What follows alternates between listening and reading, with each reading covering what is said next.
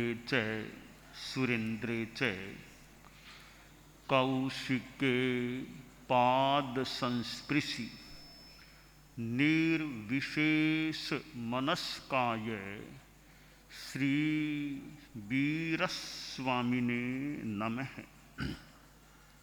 भगवती सूत्र में कहा गया है, धम्मस्य ऋणम झाणस्य चत्तारि अणुपेहाओ पन्नत्ताओ तंजहा एगत्तानुपेहा अनिच्चानुपेहा असरणानुपेहा संसारानुपेहा। धर्म ध्यान के संदर्भ में यहाँ भगवती सूत्र में बताया गया है कि धर्म ध्यान की 4 अनुप्रेक्षाएं प्रज्ञप्त हैं। एकत्वानुप्रेक्षा, एकत्व की अनुप्रेक्षा करना कि मैं अकेला हूं, मेरी आत्मा अकेली है। एगो में सासो अप्पा नाण दंसन संजुओ शेषा में बाहिरा भावा सब्बे संजोग लक्षणा। एक आत्मा शाश्वत है, मेरी आत्मा नित्य है, शाश्वत है, वह ज्ञान दर्शन युक्त है। बाकी के जो बाह्य भाव हैं वे संयोग लक्षण वाले हैं, और संयोग होता है तो वियोग भी हो जाता है।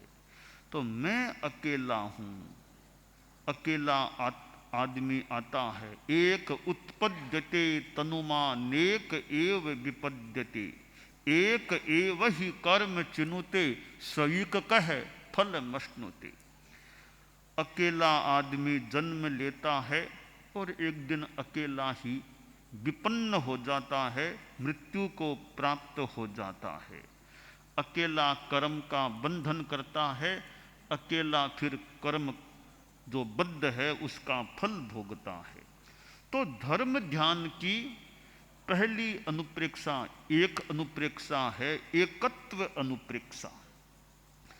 दूसरी अनुप्रेक्षा बताई अनिच्चानुपेहा, अनित्य अनुप्रेक्षा, कि ये संयोग, ये स्थितियां, सांसारिक स्थितियां अनित्य हैं, अनित्य हैं। शरीर के साथ संबंध है वह भी अनित्य है, माता पिता के साथ संबंध है और कईयों के साथ सांसारिक संबंध हैं, वे भी अनित्य हैं। और तो क्या, गुरु शिष्य का संबंध भी अनित्य है। कभी वह संबंध भी विषम बंध में परिणत हो जाता है। कभी गुरु की आत्मा भी मोक्ष में और शिष्य की आत्मा भी मोक्ष में। फिर वो गुरु शिष्य का संबंध नहीं, वो सब सिद्ध आत्माएं हो जाती हैं। भगवान महावीर और गौतम गुरु शिष्य का मानो रिश्ता था, संबंध था। और वीर गोयम की जोड़ी, कितने प्रश्न वो पूछते रहते होंगे गौतम स्वामी, परंतु राग भाव भी हो गया गौतम का। महावीर के प्रति वो स्नेह भाव, राग भाव हो जाता है। कभी गुरु के प्रति राग भाव, मोह का भाव, प्रियता का भाव हो सकता है। और कभी गुरु के मन में भी शिष्य के प्रति कुछ विशेष स्नेह भाव हो सकता है।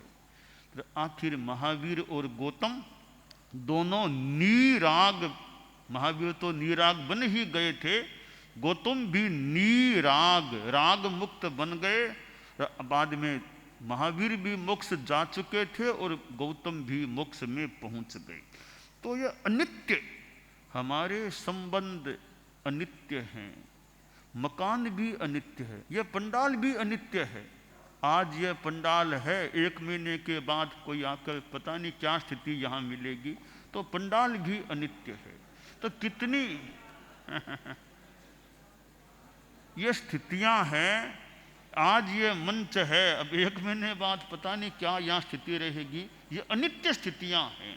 तो भगवती सूत्र में कहा अनिच्चानुपेहा, अनित्य अनुप्रेक्षा। तीसरी असरणानुपेहा, अशरण, नालम ते तव ताना एवा शरणा एवा, तुमम पितेशिम नालम ताना एवा शरणा एवा। कि भाई ये जो स्वजन लोग हैं, बेटा आदि आदि लोग हैं, वे तुम्हारे लिए त्राण नहीं बन पाएंगे, वे तुम्हें शरण नहीं दे पाएंगे, तुम भी उनको त्राण नहीं दे पाओगे, शरण नहीं दे पाओगे। तुम अशरणता की अनुप्रेक्षा करो। अशरण धर्म का शरण है, धर्म की शरण में रहे, वो जरूर शरण है। चौथी अनुप्रेक्षा है संसारानुप्रेहा, संसार अनुप्रेक्षा। यह जन्म मरण, एक जन्म के बाद फिर जन्म हो जाता है। पुनरपि जननम पुनरपि मरणम पुनरपि जननी जठरे शयनम। इस संसार में यह जन्म मृत्यु का चक्र चलता है। इस जन्म मृत्यु के चक्र से मुक्त होने के लिए मुनित्व को स्वीकार करना आवश्यक होता है। आज इस जन्म मरण के चक्र से मुक्ति की जो बात होती है और मुनित्व की दीक्षा होती है, आज वह प्रसंग उपस्थित हुआ है और एक दीक्षा का स्वीकरण का कार्यक्रम है। दीक्षा लेना बहुत बड़ी बात है, दीक्षा देना भी अच्छी बात है। दीक्षा लेने वाला कितना बड़ा त्याग को स्वीकार करने वाला, और दीक्षा देने वाला त्याग को स्वीकार कराने वाला। तो दीक्षा तो व्रत संग्रह है, व्रतों का संग्रहण, व्रत संग्रहण वह दीक्षा होती है। परम पूज्य आचार्य श्री तुलसी गुरुदेव प्रवर को हमने देखा, वे दीक्षाएं प्रदान करते थे। कितनों को उन्होंने अपने श्रीमुख से, अपने कर कमल से दीक्षा प्रदान की थी। कितने संत उनके द्वारा दीक्षित हुए थे, कितनी साध्वियां उनके श्रीमुख से दीक्षित हुई थी। तो आचार्य श्री तुलसी को मैंने खुद ने भी देखा है दीक्षा देते। आचार्य श्री महाप्रज्ञ जी भी दीक्षा प्रदान करते, और वह हमारी जैन शासन की, भिक्षु शासन की परंपरा चल रही है कि दीक्षाएं होती हैं, और दीक्षाएं होती हैं तो भिक्षु शासन की परंपरा, जिन शासन की परंपरा आगे से आगे प्रवर्धमान गतिमान रह रही है। दीक्षाएं होना जरूरी है। इस मुनि परंपरा, निर्ग्रंथ परंपरा को जीवित रखने के लिए, परंपरित करने के लिए मुनि दीक्षाओं का होना भी अपेक्षित होता है। तो वे धन्य हैं जो मुनित्व को स्वीकार कर लेते हैं, वे भी धन्य हैं जो मुनित्व को प्रदान करने का प्रयास करते हैं। तो यह दीक्षा, मुनि दीक्षा, और वे भी फिर वृद्ध यानी अबाउ 77 अबाउट की उम्र में दीक्षा होना, यह भी थोड़ा विशेष प्रसंग है कि 77 वर्ष की अवस्था में दीक्षा। और 77 वर्ष की अवस्था तो है, अभी मुनि जी बोले सीए दूसरे सीए बोले थे, तो इतिहास का तो यह शोध का विषय है कि सीए संभवतः सीएस और दूसरी और डिग्री ऑल्सो एमए, इतनी डिग्रियां लेकर के दीक्षित होने वाले भिक्षु शासन में कितने संत हुए हैं, यह बात बताओ तब देखें कितने हुए हैं। कि सीए भी हैं, एमए भी संभवतः, जैसा मैंने जाना सीएस भी संभवतः हैं। अनेक डिग्रियों को प्राप्त कर मुनि दीक्षा लेने वाले तेरा पंथ के इतिहास में कितने हैं या नहीं, यह बताओ तब हम बात को देखें क्या है। अर्थात संभवतः कोई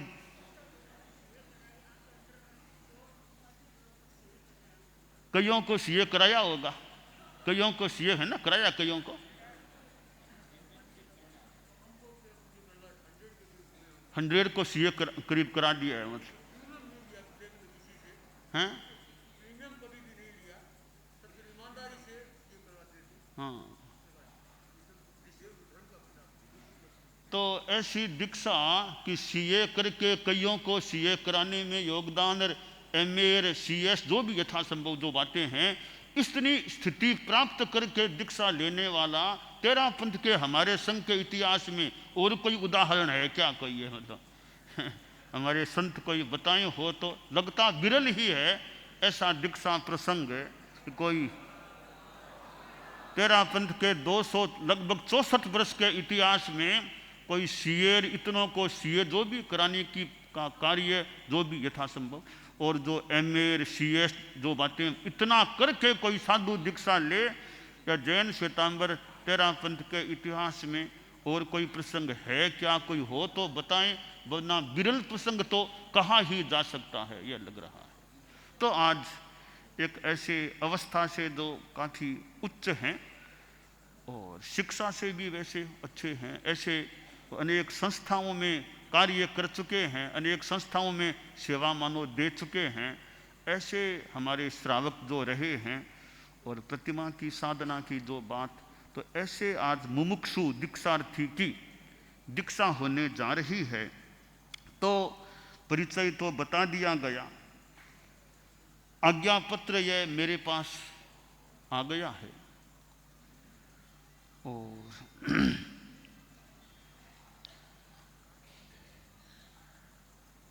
अब इनके मौखिक अनुमति भी मैं इनके जो दीक्षार्थी धनराज जी के जो रिलेटिव्स हैं, परिवार के मूल निकट व्यक्ति, उनसे मौखिक थोड़ी सी और मैं अनुमति लेना चाहूँगा।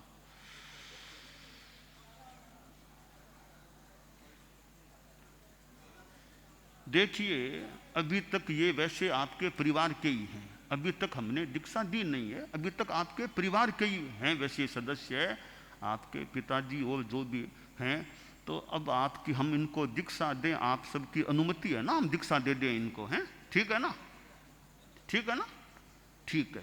अब और जो हैं संबंधी, आपका भी इसमें समर्थन मान लें, समर्थन है दीक्षा में, ठीक है? ठीक है, ठीक है। तो अब यहाँ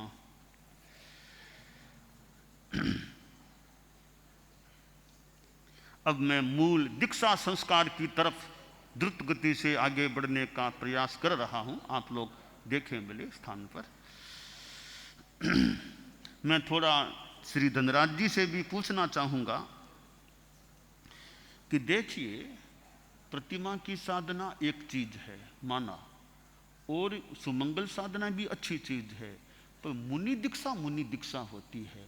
आप एक बार और अपना सोच लो कि मुनि दीक्षा में तो वो महाव्रतों की ओर की, वो रात को बिल्कुल पानी नहीं पीना, वो सारी जो आप प्राय जानते ही होंगे जो मुनि का आचार है, आप उसको पालने में समर्थ हो ना? आप देख लो, सोच लो आप,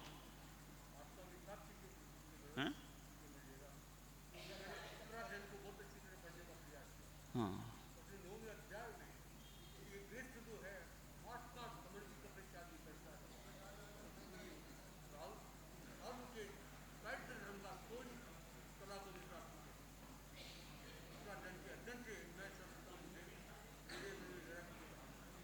ठीक है, आप तैयार हैं पूरी तरह? ठीक,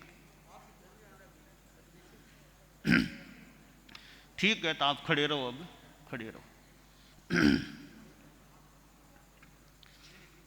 नमोत्थु णम श्रमणस्य भगवो महावीरस्य। श्रमण भगवान महावीर को नमस्कार।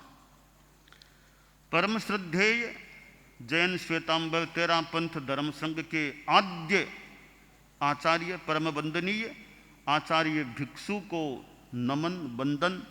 उनकी उत्तरवर्ती परंपरा के आचार्य परम पूजनीय आचार्यों को वंदन, और विशेषतया में परम श्रद्धेय परम पूजनीय गुरुदेव तुलसी और परम स्तवनीय आचार्य श्री महाप्रज्ञ जी को श्रद्धा युक्त वंदन करता हूँ। नमो अरहंताणम, नमो सिद्धाणम, नमो आयरियाणम, नमो उवध्यायाणम, नमो लोए सब्बसाहूणम।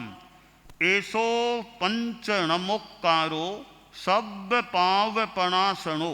मंगलाणम च सब्बेसिम पढ़मं हव इ मंगलम करेमि भन्ते सामा इयम सब्बम सावज्जम जोगम पच्चखामि जावज्जीवाये तिविहम तिविहेणं मणेणं वायाये काएणं न करेमि न कारवेमि करम तम्पि अन्नम न समनु जानामि तस्स भन्ते परिक्कमामि निंदामि गरिहामि अप्पानं बोशिरामि। यावत जीवन के लिए 3 करण 3 योग से सर्व सावध्य योग का त्याग है। अब ये साधु बन गए हैं, अब परिवार से वैसे रिश्ता समाप्त हो गया, साधु समुदाय से इनका रिश्ता जुड़ गया है, अंतरंग रिश्ता जुड़ गया है। अब 3 बार वंदन आप अनुकूलता हो तो कहो, वरना बैठे बैठे 3 बार उठ बैठ के कर सको ठीक है, वरना 1 बार ही कर लो।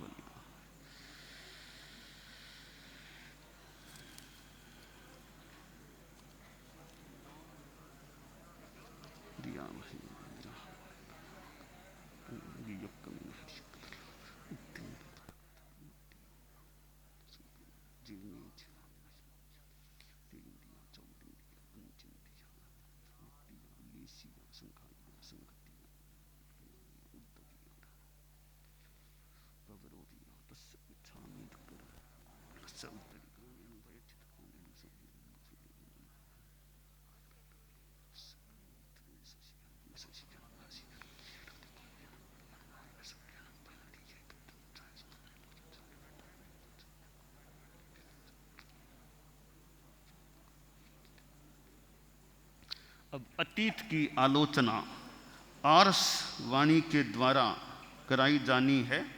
आर्ष वाणी है, वैसे तो प्रसिद्ध है श्रावक साधु समुदाय में, अर्थ पूरा समझे न समझे, कईयों के लिए कुछ अपरिचित पाठ भी हो, पर आर्षवाणी है। इच्छामि परिक्कमी इरिया वही आये विराहणाये गमना गमने पाणक कमणे बीयक कमणे हरियक कमणे ओसा उत्तिंग पणग दग मट्टी मक्कड़ा संताना संकमणे जे में जीवा विराहिया एगिंदिया बे इंदिया ते इंदिया चौरिंदिया पंचिंदिया अभिहया वत्तिया लेसिया संघाइया संघट्टिया परियाविया किलामिया उद्दविया ठाणाओ ठाणम संकामिया जीवयाओ बबरोविया तस्य मिच्छामि दुक्कडम तस्य उत्तरीकरणेन पायच्छित्तकरणेन विशोहीकरणेन विसल्लीकरणेन पावाणं कम्माणं निघ्घाय नट्ठाये ठामि काउस्सग्गम अन्नत्थ ऊशशियेणं नीशशियेणं खाशियेणं क्षीयेणं जम्भायेणं उड्डुएणं वाय निसग्गेणं भमलीए पित्तमुच्छाये सुहुमेहिम अंग संचालेहिम सुहुमेहिम खेल संचालेहिम सुहुमेहिम दिट्ठि संचालेहिम एवमायि एहिम आगारेहिम अभग्गो अविराहियो होज्जमे काउस्सग्गो जाव अरहंताणं भगवंताणं नमोक्कारेणं न पारे ताव कायम। अब ध्यान करें, हाथों को नीचे कर लें, मैं कहूँ तब यथासंभव पालना है। ताव कायम ठाणेणं मोणेणं झाणेणं अप्पाणं बोशिरामि लोगस्य उज्जोय गरे धम्म तित्थयरे जिणे अरिहंते कित्त इस्सम चौबी संपि केवली उसभ मजियम च वंदे संभवमभिनंदनं च सुमइन च पौमप्पहं सुपासं जिणं च चंदप्पहं वंदे सुविहिंच पुप्फदन्तं शीयल सिज्जंस वासुपुज्जं च विमल मणन्तं च जिणं धम्मं सन्तिं च वन्दामि कुंथुम अरम च मल्लिं वंदे मुनिसुब्बयं नमिजिणं च वन्दामि रिट्ठनेमिं पासं तह बद्धमाणं च एवं मये अभिथुआ विहुय रयमला पहीण जर मरणा चौबी संपि जिणवरा तित्थयरा मे पशीयन्तु कित्तिय वंदिय मये जे ए लोगस्य उत्तमा सिद्धा आरोग्य बोहिलाभम समाहिवर मुत्तमं दिन्तु चंदेषु निम्मलयरा आइच्चेषु अहियं पयासयरा सागरवर गंभीरा सिद्धा सिद्धिं मम दिशन्तु नमो अरहंताणम, नमो सिद्धाणम, नमो आयरियाणम, नमो उवज्झायाणम, नमो लोए सब्बसाहूणम। ध्यान संपन्न करें। लोगस्य उज्जोय गरे धम्म तिथयरे जिणे अरिहंते कित्त इस्सम चौबी संपि केवली उसभ मज्जियम च वंदे संभवमभिनंदनम च सुमइंच पौमप्पहम सुपासम जिणम च चंदप्पहम वंदे सुविहिंच पुप्फदंतम शीयल सिज्जंस वासुपुज्जम च विमल मणंतम च जिणम धम्मं संतिम च वंदामि कुंथुम अरम च मल्लिं वंदे मुनिसुब्बयं नमिजिणं च वंदामि रिट्ठनेमिं पासं तह बद्धमानं च एवं मये अभिथुआ विहुय रयमला पहीण जर मरणा चौबी संपि जिणवरा तिथयरा मे पशीयन्तु कित्तिय वंदीय मये जे ए लोगस्य उत्तमा सिद्धा आरोग्य बोहि लाभम समाहिवर मुत्तमम दिंतु चंदेशु निम्मलयरा आइच्चेषु अहियम पयासयरा सागरवर गंभीरा सिद्धा सिद्धिं मम दिशन्तु।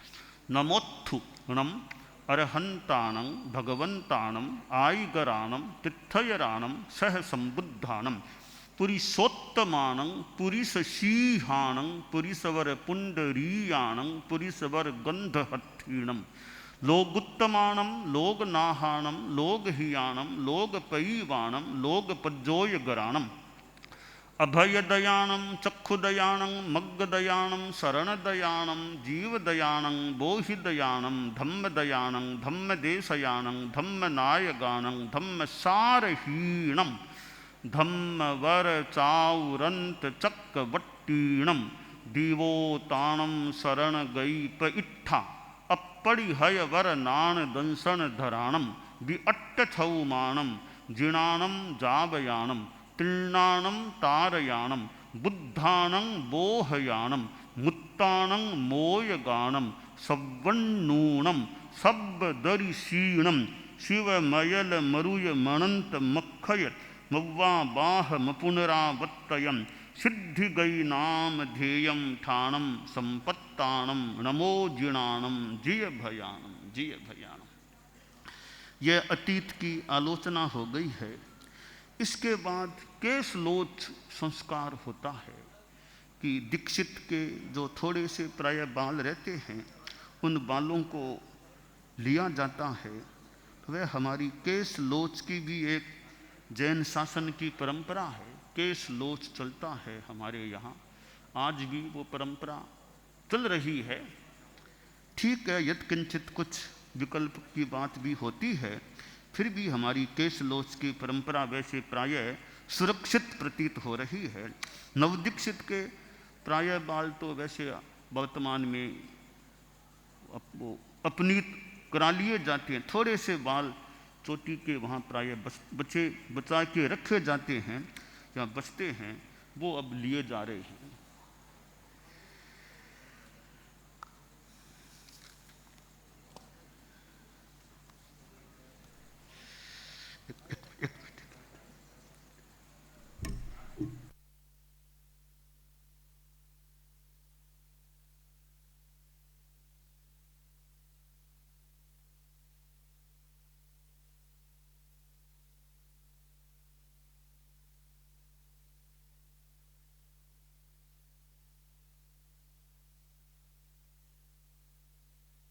हुए हैं, उनके सिर में थोड़े से केश हैं, उनका लुंचन करा रहे हैं गुरुदेव। ये नई विधा से हो रहा है लोचन, जनता को भी आराम से दिख जाए।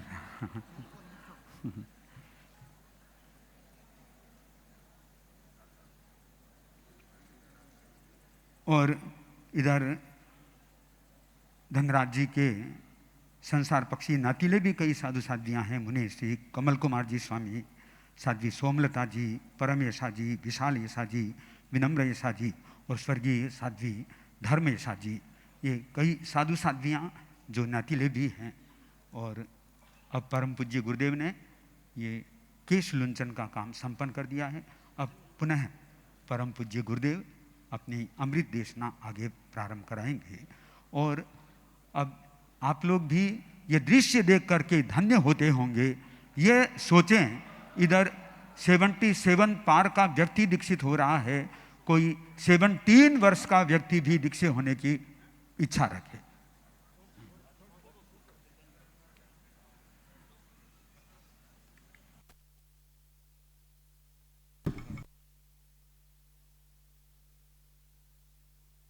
संस्कार हुआ वो मेरा बहुत प्राय मैं तो चोटी के बाल लिया करता हूँ, पीछे के बाल लेने का मेरा कोई नवदीक्षित का आज थोड़ी सी विशेष बात, मैंने पीछे के बाल लिए हैं, पीछे से लिए हैं। ये उम्र का तकाजा मान लें कि यहाँ तो बाल प्राय रहे, अब चोटी के तो बाल रहे नहीं होंगे, तो अवस्था पीछे के बाल रहे होंगे। इस हिसाब से तो मैंने नवदीक्षित के चोटी के बाल लेने का तो अभ्यास है मेरा, चोटी के बाल लेने का, पीछे के बाल का मेरा इतना अभ्यास नहीं है। आज थोड़ा विशेष काम कि मैंने मुंह इधर करा के पीछे के बाल लिए हैं। तो यह केशलोच संस्कार है। इसके बाद यह एक रजोहरण प्रदान होता है अहिंसा की साधना के लिए, पूजनीय रजोहरण। तो इनके तो मैंने हाथ में आज पश्चिम रात्रि में भी हाथ में रजोहरण देखा था। वो पूछते पूछते से मेरे इधर आ रहे थे, तो वो प्रतिमा की साधना का संस्कार होगा शायद। वो पूछते पूछते, अब ये मुनि जीवन के ये हमारा रजोहरण होता है। ये हमारे सामान्यतया साध्वी मतलब बहुलांशतया मान लें, साध्वी समुदाय तैयार करता है बहुलांशतया। तो ये रजोहरण है, ये एक पूजनी होती है। ये छोटी और एक बड़ा, ये छोटी दोनों प्राय रखने की बात है। ये अभी मैं इनको रजोहरण, तो हमारी आगम की वाणी है, नानेणम दंसनेणम च चरित्रेण तहेवय खंती ए मुत्ती ए बढ़मानो भवाहिये। ज्ञान दर्शन चारित्र शांति मुक्ति इन सब में वर्धमान रहो, खूब अच्छी साधना हो, अच्छा विकास हो। तो इसके हिसाब से यह इस तरफ, इस बाईं तरफ में यह बाईं यह रजोहरण है। अब पूजने में और में रात को चलना हो तो इस रजोहरण से, अब इस रजोहरण को वो तो पहले थोड़ा अन्य प्रकार को ये साधु का रजोहरण है। इसके बाद में ये रजोहरण होने के बाद नामकरण संस्कार चाहिए। नाम क्या रहे, नवदीक्षित का अब नाम क्या रहे।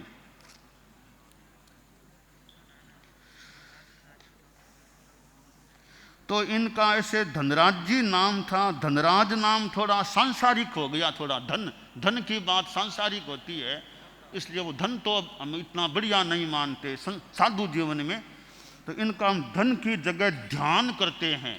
ध्यान मूर्ति जी, ध्यान मूर्ति, मुनि ध्यान मूर्ति जी। तो ध्यान मूर्ति मतलब वो समय समय पर ध्यान का अभ्यास भी करते रहें। वैसे तो संज्ञा है, नामकरण है, ध्यान मूर्ति। कोई ज्ञान मूर्ति होता है, कोई सेवा मूर्ति हो, ये ध्यान मूर्ति नाम है। वैसे तो नाम ओनली फॉर एक पहचान का है, पर वो नाम से प्रेरणा भी मिल सकती है। अभी मुझे ध्यान का भी अभ्यास, तो ज्ञान और ध्यान चलते रहे। तो ध्यान मूर्ति नाम इनका। और अब ये चूंकि साधु बन गए हैं तो आप इनको सम्मान दें, मथेण वंदामी कह करके।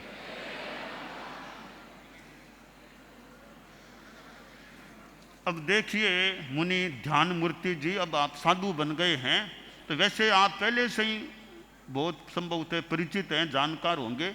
फिर भी अब साधु बने हैं तो चलने में इरिया समिति, जयम चरे जयम चिट्ठे जय मासे जयम सये जयं भुंजे जयं भाषे।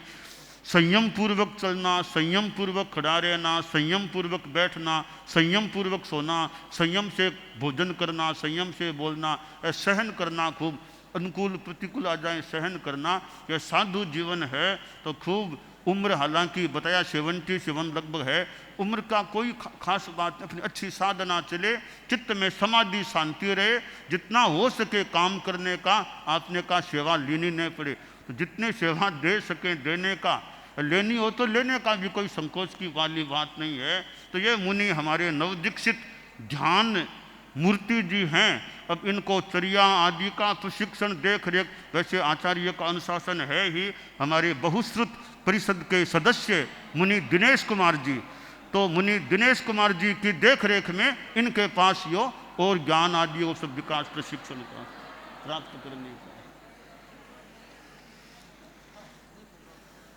अच्छा, अब एक और होता है, थोड़ा भोजन की सामग्री भी नवदीक्षित को वो जन्म घंटी की तरह मान लो, जन्म घंटी की तरह दी जाती है, वो हम अंदर वहाँ जाने के बाद देने का प्रयास कर सकेंगे। और हाँ बोलिए, तुम कोई बात बोलो। और यह है, अब वस्त्र की व्यवस्था पर मुनि रजनीश जी ध्यान दे लें, शादियों को देना हो वो शादियों को देने का। और इसके अलावा साधु साध्वियाँ उपस्थित हैं। अब चतुर्मास संपन्नता के काफ़ी निकट, यानी आज से 7वें दिन 28 नवंबर मिक्सर बदी एकम को बिहार है। तो साधु साध्वियाँ चारित्रात्माएँ हैं, जो सामान पारिहार्य का लाया हुआ हो, आलमारी है, कोई पाटा है और कोई चीज़ें लाई हुई हो, वो हमें यथास्थान अब बुलाने का प्रयास करना है। जो जहाँ से सामान जाचा हो लाया हो, मालिक को, सामान के मालिक को हमें अब धीरे धीरे काम सल्टाने का, सौंपने का प्रयास करना है। 28 नवंबर को बिहार कितने बजे करना दिनेश जी? 28 नवंबर को लगभग 10:15 बजे हमें उस भिक्षु विहार से अपना प्रस्थान कर देना का प्रयास यथासंभव है। और उस दिन पूज्य प्रवर का वैसे मुख्य प्रवचन कार्यक्रम यहीं रखा गया है। 9 से 10 तक मुख्य प्रवचन कार्यक्रम इसी पंडाल में, और फिर गुरुदेव के प्रवास स्थल से 10:15 बजे प्रस्थान 28 नवंबर को हो सके।